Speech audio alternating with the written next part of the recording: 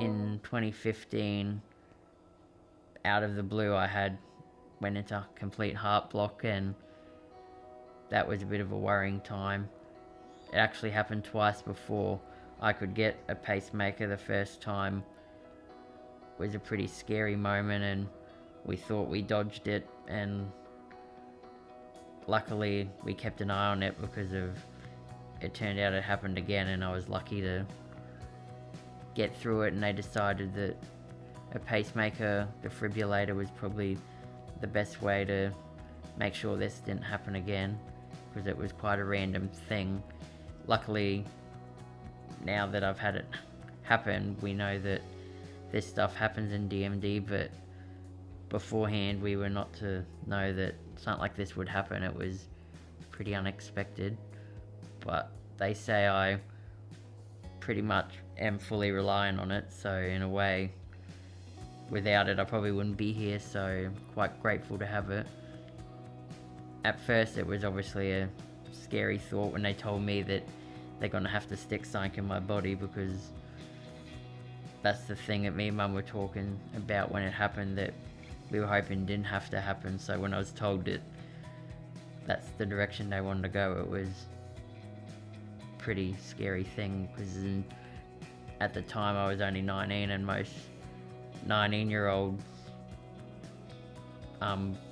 would never get that done, let alone someone in my situation. So it was a story the hospital could tell, I suppose. Now they've got a catheter lab there, and I'd like to think that what I went through kind of made them decide that maybe they need something like that, because of the trouble I had to go to get it put in. They had to fly me all the way down to Townsville, and they had to rely on the Royal Flying Doctors, and they only have one helicopter here, so it was just lucky it was free at the time. Otherwise they might have been in a bit of a pickle, not knowing what to do.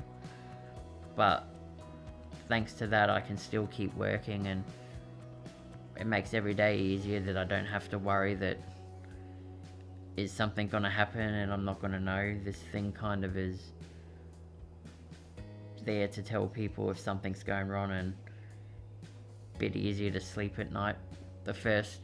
After it happened the first time, the first week, it was a bit scary trying to go to sleep, because you wouldn't know, could this happen again, because the first time it happened was so random. I wasn't sick, there was no signs that something was going to happen, so to be able to sleep, have the peace of mind, I guess, to know that nothing's going to go wrong now that we have this, and how the doctors have assured that nothing can go wrong, and if something does, the defibrillator will kick in like it's supposed to.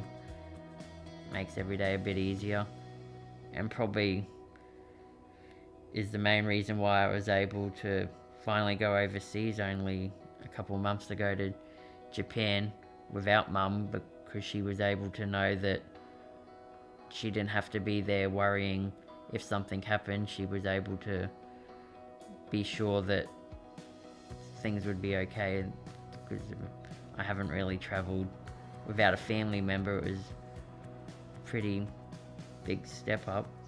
Having the pacemaker was, a lot of people say, is it worth changing the quality of life and all that, but a lot of time when people say that, I say, what's the alternative? Am I just gonna curl up in a ball and die?